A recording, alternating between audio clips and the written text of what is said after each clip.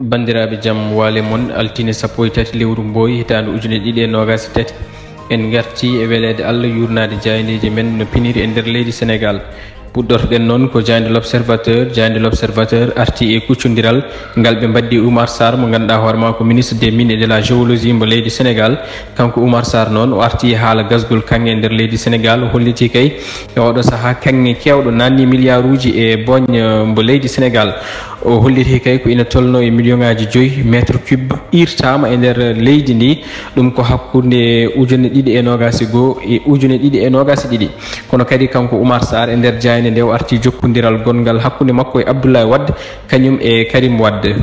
jayde enquête wi ko so tawi a renaki Dakaru walla leydi Sénégal jogori wulde ɗeɗo balɗe, so tawi kay a tugnima e ñawore e Ousmane Sonko hakkude muɗum e Mame Mbaye Niang walla meeting mo Yewwi Askan Wi heɓori wadde talata hande o toon to Parcelles Assainies ha e seppuji jogorɗi wadde e nder yontere nde.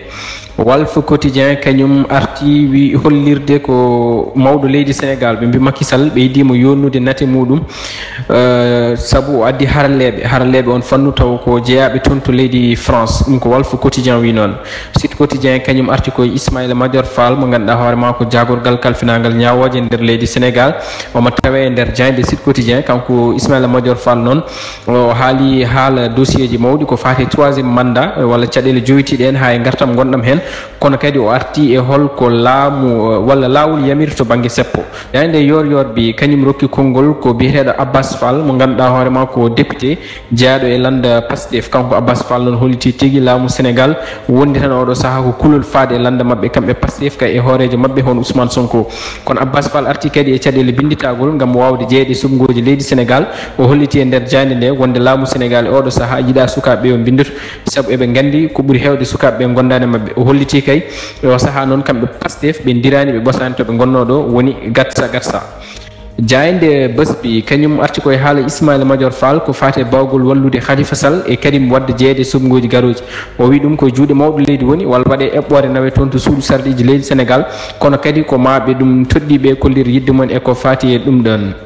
jayde Vox Populi rokki konngol yoga e landaji e nder leydi Sénégal woni les partis de gauche. ɓe mbi kay oɗo saaha eɓe jogui kulhuli mawɗe e nder leydi Sénégal, saabu sa ƴeewi lundo ngo woni opposition ala ko sali, kono kadi laamu Sénégal so tawi a yurima oɗo saaha aɗa andi eɓe paari haɓede. Quotidien kañum wi ko caggal nde Yewwi Askan Wi heeɓi wadde meeting muɗum janggo talata toon to terrain mbo ACAPES. APR kañum nanto to banggue yiiɗi habtade ɗum ɗon. jande Libération arti koye musiba baɗɗo toon to Saint-Louis haare hakkude awoɓe ha saabi jobugol fittandu goto e mabɓe. jande Le Soleil arti koye football africain ɓe mbi so tawi a yurnimo e oɗo saaha ma taw ko Sénégal fawi hen junggo guila e CAN, CHAN, Big Soccer, CAN des malentendants, CAN U20. ko hono noon jayndeji coftal ɓaali ɗi foof koye kuberi CAN U20 ɓuuri artude. bandiraɓe Allah jarama, on jarama. aadi meɗen ko janggo so Allah haaji. Assalamu aleykum.